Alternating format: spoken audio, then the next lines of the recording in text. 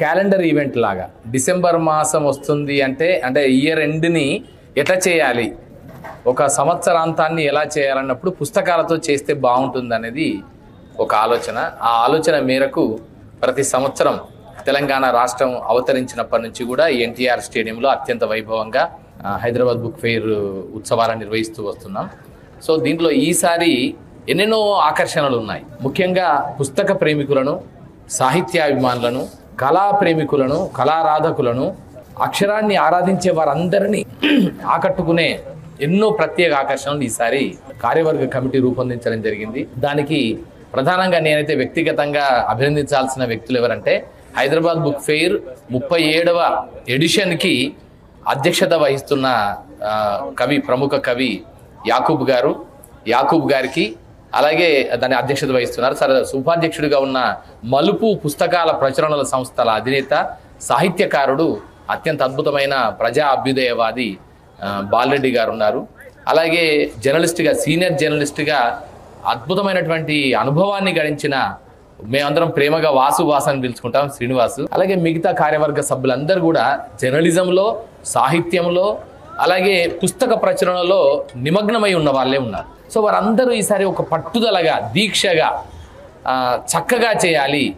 ఇది ఎంత బాగా చేయాలంటే పుస్తకాల పబ్లిషర్స్ ఫ్రెండ్లీగా ఉండాలి, పుస్తక పాఠకులకు ఫ్రెండ్లీగా ఉండాలి, సందర్శకులకు ఫ్రెండ్లీగా ఉండాలి. ఇప్పుడు ఇక్కడ ఈ 3 అంశాలు, ఇది ఈసారి ఉన్న ప్రధాన ఆకర్షణల్లో పుస్తకాల ప్రచురణకర్తలకు అనుకూలంగా, అలాగే పాఠకులకు, పుస్తకాలని ప్రేమించే వాళ్లకు, పాఠకులకు అనుకూలంగా. మూడవది ఏంటంటే ఎవరైతే మిగతా సందర్శకులు ఎవరైతే వస్తారో, జనరల్గా ఒకసారి సరదాగా పుస్తకాల పండుగకు వెళ్దాం, జాతరకు వెళ్దాం, పుస్తకాల జాతరకు వెళ్దాం అనుకునే వాళ్ళందరికీ వీలుగా ఈ 3 రకాలుగా ఉండే అన్ని విధానాలని రూపొందిస్తూ దీన్ని నిర్వహించడం జరుగుతుంది. సో దీంట్లో ఒకటి ఏంటంటే మెయిన్గా పుస్తకం ద్వారా ఎంతో మంది జీవితాలు మెరుగైన స్థితిని మనం చూసాం, ఎంతో అద్భుతమైన ప్రగతిని సాధించిన వ్యక్తుల జీవితాలను కూడా మనం చూసాం. చాలా మందికి పుస్తకమే మార్గదర్శి, పుస్తకమే జ్ఞానదర్శి, పుస్తకమే జీవితం, పుస్తకమే మొత్తం, అది పాత్ అయిపోయింది. మేమందరం కూడా ఇప్పుడు ఇక్కడ కూర్చున్న ప్రతి ఒక్కరు కూడా పుస్తక ప్రేమికులే, పుస్తక ఆరాధకులే, పుస్తక అర్చకులమే. మేమందరం కూడా పుస్తక అర్చకులమే.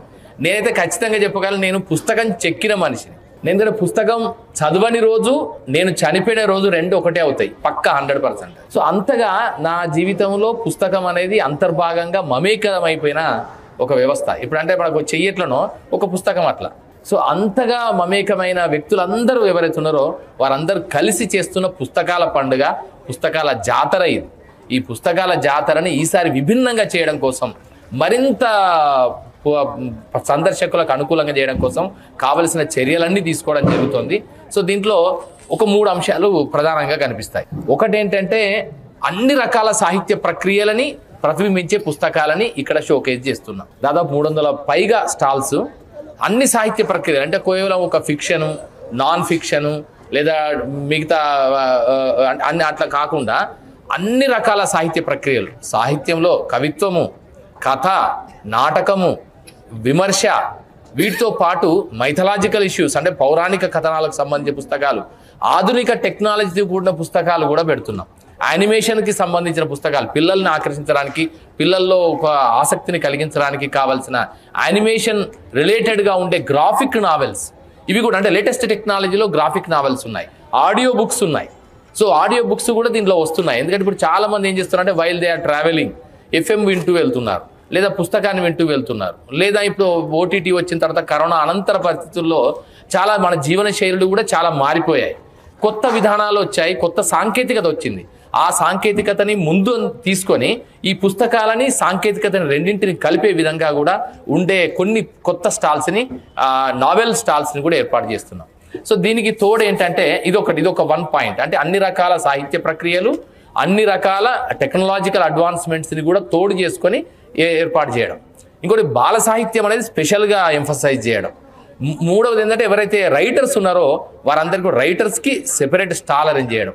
ఇంకొక గొప్ప విశేషం ఏంటంటే ఒక సాహిత్య కార్యక్రమాలు ఎవ్రీ డే సాహిత్య కార్యక్రమాలు చేయడం. దాంట్లో ప్రధానంగా మనకు ఎవరైతే ఉన్నారో ఎంపిక చేసిన సాహిత్యవేత్తలు వారికి నచ్చిన వారు మెచ్చిన, వారిని జీవితకాలం ప్రభావితం చేసిన పుస్తకాల గురించి ఒక 10 నిమిషాలు మనందరితో షేర్ చేసుకునే ఒక వేదికని క్రియేట్ చేయడం జరిగింది. దానికోసం ఒక ప్రత్యేకమైన అరేంజ్మెంట్ చేశాం. సో దాంట్లో ఎలాంటి దాని ఒక అంబియన్స్ కూడా మీరు చూడగానే ఒక సాహిత్య వాతావరణంలోకి వెళ్ళినట్టు ఉండేలాగా దాన్ని డిజైన్ చేస్తూ ఒక పోర్షన్ ని అటు ఏర్పాటు చేయడం జరిగింది. సో ఆ విధంగా పుస్తకాలని సెలబ్రేట్ చేయడం, పుస్తకాలని ఉన్నతీకరించడం, పుస్తకాల యొక్క ప్రాధాన్యతని ఈ తరం మరే తరమైన గుర్తించేలాగా చేసే విధంగా ఈ పుస్తకాల జాతరని నిర్వహించే విధంగా రూపొందించడం జరుగుతుంది. సో దీనికోసం ఏం చేస్తున్నాం అంటే సాహిత్య కార్యక్రమాల విషయానికి వస్తే కేంద్ర సాహిత్య అకాడమీకి సంబంధించిన ఒక సెపరేట్ సెషన్ ఏర్పాటు చేస్తున్నాం. సో అది నిజంగా చాలా గొప్పది. ఎందుకంటే మనకు ఆదాన ప్రదానాలు అవసరం. మనకి ఇక్కడ అద్భుతమైన తెలుగులో అద్భుతమైన సాహితీవేత్తలు ఉన్నారు. అంతర్జాతీయ స్థాయికి వెళ్ళిన సాహితీవేత్తలు కూడా చాలా మంది ఈ కాలంలో ఇప్పటికీ ఉన్నారు. యువ కవులు ఉన్నారు, యువ రచయితలు ఎంతో మంది ఉన్నారు. కొత్త కొత్త పంథాలో వెళ్తున్నారు. ఇప్పటి వరకు ఊహించని కథాంశాలతో నవలలు రాస్తున్నారు, సాహిత్యాన్ని సృష్టిస్తున్నారు, కథల్ని రాస్తున్నారు, కవిత్వాల్ని రాస్తున్నారు. సో దానికి తోడు ఇతర రాష్ట్రాలకు, ఇతర భాషలకు సంబంధించిన కవులని, సాహితీవేత్తలని ఇక్కడికి పిలవడం ద్వారా ఒక ఆదాన ప్రదానాలు చేయడం అనేది ఒకటి పెడుతున్నాం. అదొకటి. రెండవది ఏంటంటే మనకు హైదరాబాద్కు సంబంధించి దక్కని తెహజీబ్ ఒక అద్భుతం. మనకు సాహిత్య పరంగా ఉర్దూ భాష ఎంతో లాలిత్యమైన భాష, సుందర భాష, సమ్మోహనమైన భాష. సో దాంట్లో ఉండే సాహిత్యం కానీ, కవిత్వం కానీ, ముషాయిరా కానీ, ముషాయిరాలు కూడా 3 రకాల ముషాయిరాలు ఉన్నాయి. ముషాయిరాల్లో జనరల్ ముషాయిరా ఒకటి, ఖవాతిన్ ముషాయిరా అంటే మహిళలు మాత్రమే పాల్గొన్న ముషాయిరా ఒకటి, ఇంకొకటి మజాయియా ముషాయిరా అని ఉంటుంది. అంటే హాస్య కవి సమ్మేళనం, తెలుగులో మనం హాస్య కవి సమ్మేళనం అంటే అలాంటి సమ్మేళనం. సో ఇంత విస్తృతంగా ఉన్న ఉర్దూ సాహిత్యాన్ని కూడా, ఉర్దూ కవిత్వాన్ని, ఉర్దూ సాహిత్యాన్ని కూడా మనం మంచిగా చేసుకోవాలి. ఇంకా Hyderabad is hub for Urdu literature. Khadar Makhdoom Mohiuddin అనే అద్భుతమైన కవి ఈ నేల మీద పుట్టిన కవి. అసలు హైదరాబాద్ నగరాన్ని ఏర్పాటు చేసిన కులీ కుతుబ్ షానే ఉర్దూలో షాయరీ రాశాడు ఫస్ట్. ఆయన అయ్యా నా కొత్త నగరాన్ని నేను నిర్మిస్తున్నా, ఓ దేవుడా, ఓ భగవంతుడా, ఓ అల్లా, సముద్రంలో చేపలు, నదిలో చేపలు ఎట్లా వస్తాయో నా నగరం నేను నిర్మిస్తున్న ఈ నగరంలోకి జనాలు వచ్చి ఈ నగరం సస్యశ్యామలంగా ఎప్పటికి ఉండేలాగా జీవించు స్వామి అని దేవుణ్ణి వేడుకున్న కవితే అద్భుతమైన కవిత ఉర్దూలో. సో అలాంటి ఒక సాహిత్య వారసత్వ సంపద ఉర్దూలో ఉంది కనుక ఉర్దూ సాహిత్యాన్ని కూడా మంచిగా చేస్తున్నాం. అలాగే ఇంకోటి అంతర్జాతీయంగా మనం చూస్తే ఇంగ్లీష్ అనేది ఒకటి one of the important aspect. So అందుకని ఇంగ్లీష్ రచనలు కానీ, ఇంగ్లీష్ రచయితలతో కానీ, వారితో అనువాదకులతో కానీ వారితో కూడా ఒక సెషన్ని నిర్వహిస్తూ దాన్ని ముందుకు తీసుకెళ్తున్నాం. దానికి సహకారం అందిస్తున్న ఎవరంటే హైదరాబాద్ లిటరరీ ఫెస్టివల్ వాళ్ళతో సమన్వయం చేసుకుంటున్నాం. హైదరాబాద్ లిటరరీ ఫెస్టివల్ జనవరిలో జరుగుతున్నది, సత్వ నాలెడ్జ్ సిటీలో జరుగుతున్నది. దానికి కూడా ప్రభుత్వం భాషా సాంస్కృతిక శాఖ ద్వారా ప్రతి సంవత్సరం మనం సపోర్ట్ చేస్తూ వస్తున్నాం. అలాగే హైదరాబాద్ లిటరరీ ఫెస్టివల్ వారితో సంయుక్తంగా కలిసి ఈ ఇంగ్లీష్ రచయితల యొక్క సెషన్ని కూడా అరేంజ్ చేస్తున్నాం. అంటే స్థానిక భాషల, తెలుగు భాషలకు సంబంధించి, ఉర్దూ భాషకు సంబంధించి, ఇంగ్లీష్ భాషకు సంబంధించి. సో ఈ విధంగా ఒక సంపూర్ణమైన స్థానిక, జాతీయ, అంతర్జాతీయ 3 రకాల సాహిత్య కార్యక్రమాలను ఏర్పాటు చేయడం అనేది ఈసారి విశిష్టతలో అదొకటి. ఇంకొక విశిష్టత ఏంటంటే మనం ఒక యాంఫీ థియేటర్ లాంటిది, అంటే యాంఫీ థియేటర్ కాదు కానీ యాంఫీ థియేటర్ లాంటి ఒక లుక్ని మనం తీసుకొస్తున్నాం. సో దాంట్లో ఏంటంటే మెట్లుగా ఉండే దాంట్లో సందర్శకులు కూర్చుంటే అక్కడ సాహితీవేత్తలు అక్కడ వచ్చేసి వారి గురించి, వారి అంశాల గురించి, పుస్తకాల గురించి, పుస్తకావిష్కరణల గురించి వాళ్ళు అక్కడ వ్యక్తీకరిస్తారు. సో ఇది ఒక కొత్త న్యూ అంబియన్స్ని ఇస్తుంది. దానికి తోడు అక్కడ జ్ఞానపీఠ అవార్డు గ్రహీతలకు సంబంధించిన ఛాయాచిత్రాలన్నింటినీ పెట్టడం ద్వారా ఒకసారి తెలంగాణ సాహితీవేత్తలు, వైతాళికులు ప్లస్ జ్ఞానపీఠ అవార్డు గ్రహీతలు. సో దాని ద్వారా ఏంటంటే మనం అందరం ఒక సాహిత్య వాతావరణాన్ని, వారందరినీ స్మరించుకోవడం, వారందరినీ గుర్తు చేసుకోవడం అనేది ఒకటి. తర్వాత ఇంకా సాంస్కృతిక కార్యక్రమాలకు సంబంధించి ఎవ్రీ డే సాయంత్రం 6 to 7 అనే టైంలో, 5 to 6 టైంలో మనం ఒక గంట సేపు అన్ని రకాల సాంస్కృతిక కార్యక్రమాలు, అంటే తెలంగాణ జాతిని ప్రతిబింబించగలిగిన అన్ని రకాల జానపద, గిరిజన, హైదరాబాదీ దక్కని అంటే కవ్వాలీలు కూడా పెడదామని అనుకుంటున్నాం. కవ్వాలి కూడా పెడుతున్నాం. కవ్వాలి, సూఫీ సంగీతం అవి చాలా అద్భుతం. సో అందుకని వాటిని కూడా పెడుతున్నాం. ఆ ద్వారా అంటే మొత్తం అన్ని రకాల సంస్కృతి, కూచిపూడి, భరతనాట్యం, అలాగే ఒడిస్సీ, ఇక్కడ హైదరాబాద్లో మనకు ఉండే తమిళ్, మలయాళ, కన్నడ, బెంగాలీ, గుజరాతీ, మరాఠీ కాస్మోపాలిటన్ కల్చర్స్ని ప్రతిబింబించే విధంగా ఆ సాంస్కృతిక కార్యక్రమాలు కూడా అరేంజ్ చేస్తున్నాం. సో దానికి తోడు పేరిణి లాంటి నృత్యాలు, అంటే తెలంగాణకు సంబంధించిన జానపద, గిరిజన నృత్యాలు.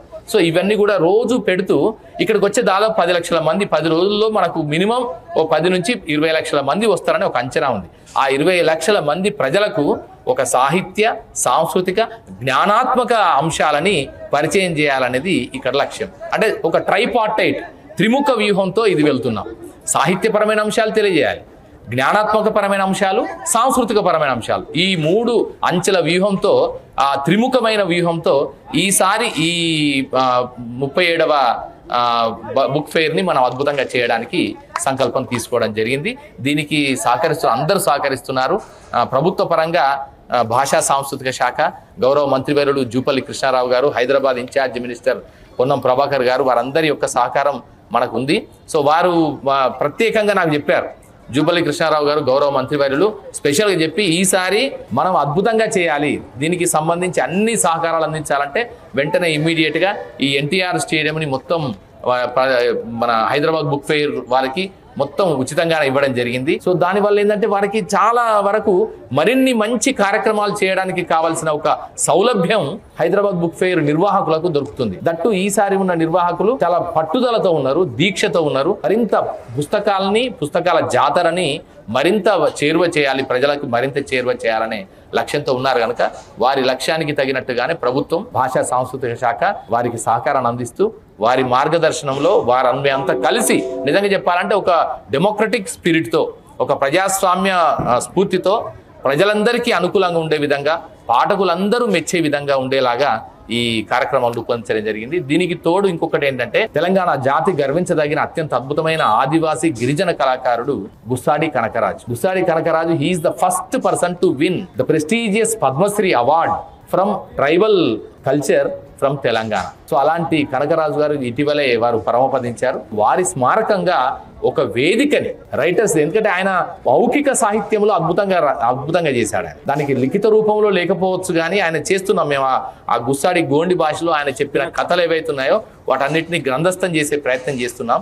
కానీ మౌఖిక సాహిత్యానికి కూడా ఇక్కడ ఈసారి ప్రత్యేకత ఏంటంటే ఇప్పటి వరకు మనం సాహిత్యం అనగానే లిఖిత రూపంలో ఉన్న సాహిత్యం అనే దాన్ని మనం పరిమితం అయిపోయినాం. కానీ ఈసారి కార్యవర్గ కమిటీ ఎంత ముందంజ వేసిందంటే మౌఖిక సాహిత్యం, శృత సాహిత్యము కూడా సాహిత్యమే, దానికి పట్టాభిషేకం చేయాలి, దాన్ని కూడా గౌరవించుకోవాలనే లక్ష్యంతో లిఖిత సాహిత్యానికంటే వేలాది సంవత్సరాల కంటే ముందున్నది మౌఖిక సాహిత్యం, అనుసృతంగా వచ్చిన సాహిత్యం. ఆ శృత సాహిత్యానికి ప్రతినిధిగా, ఆ శృత సాహిత్య వారసత్వానికి, ఆదివాసీ జీవన విధానానికి ప్రతినిధిగా గుస్సాడి కనకరాజు గారి పేరిట ఒక వేదికను ఏర్పాటు చేయడం. ఇంకో అద్భుతమైన విషయం చెప్తాం. ఇప్పుడు మనం లింగ్విస్టిక్స్ పరంగా బూదరాజు రాధాకృష్ణ గారు కానీ, పిఎస్ సుందరం గారు కానీ, ఎవరైతే తెలంగాణ భాష మీద, తెలుగు భాష మీద, ద్రవిడ భాషల మీద విస్తృతమైన పరిశోధన చేసిన వాళ్ళు చెప్పిన అంశం ఏంటంటే తెలుగు భాష మూలాలు గోండి భాషలో ఉన్నాయి.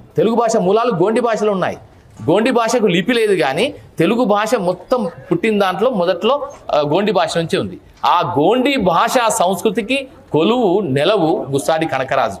సో అంటే మనం ఇప్పుడు దీని ద్వారా ఎంత ఆలోచించి చేస్తున్న నిర్ణయాలంటే చాలా మేధోమదనంతో ఎంతో ఆలోచనతో చేస్తున్న విషయాలు ఇవన్నీ. అంటే ద్రవిడ భాషల్లో గోండి భాష అనేది తొలితరం భాషలైతే తెలుగుకి మూలాలు గోండి భాషలో ఉంటే అలాంటి శృత సాహిత్యాన్ని సృష్టించిన కనకరాజుని సత్కరించుకోవడం ద్వారా మొత్తం గోండి భాషకు కూడా పట్టాభిషేకం చేసినట్టే భావన. ఇది ఒక విశిష్టత. అంటే ఎంతో మేధోమదనంతో చేస్తున్నారు. ఇప్పుడు దాశరథి కళా ప్రాంగణం అని పెట్టారు. ఎందుకు పెట్టారంటే శత జయంతి అంటే ఒక ఔచిత్యం. మనకు క్షేమేంద్రుడు చెప్తాడు, ఔచిత్యం ఏ చేసినా దానికి ఒక ఔచిత్య నియమం పాటించాలని. సో అలాంటి ఔచిత్య నియమాన్ని పాటిస్తూ దీనికి ఒక ప్రాంగణంగా ఏర్పాటు చేయడం, బోయి విజయభారతి గారి పేరిట ఒక వేదికను ఏర్పాటు చేయడం, అలాగే తోపుడు బండి సాదిక్ పేరిట ఒక వేదికను ఏర్పాటు చేయడం. సో ఇవన్నీ కూడా ఎంతో నిబద్ధతతో, నిజాయితీతో, ప్రేమతో అక్షరం పట్ల, వ్యక్తుల పట్ల, జాతి పట్ల, ఈ నేల పట్ల, ఈ మట్టి పట్ల, అలాగే తెలంగాణ సాంస్కృతిక సాహిత్య వారసత్వాల పట్ల ఉండే కమిట్మెంట్ వల్ల జరుగుతున్న పనులుగా నేను భావిస్తున్నా. అందుకని మీ అందరికీ ఈ విషయాలు చేర్చడం ద్వారా మీరు ఈ నేపథ్యాన్ని అంతా మీరు చక్కగా ప్రజల్లోకి తీసుకెళ్తారని భావిస్తూ మీ అందరికీ శుభాకాంక్షలు తెలియజేస్తున్నాం. అందరికీ ధన్యవాదాలు.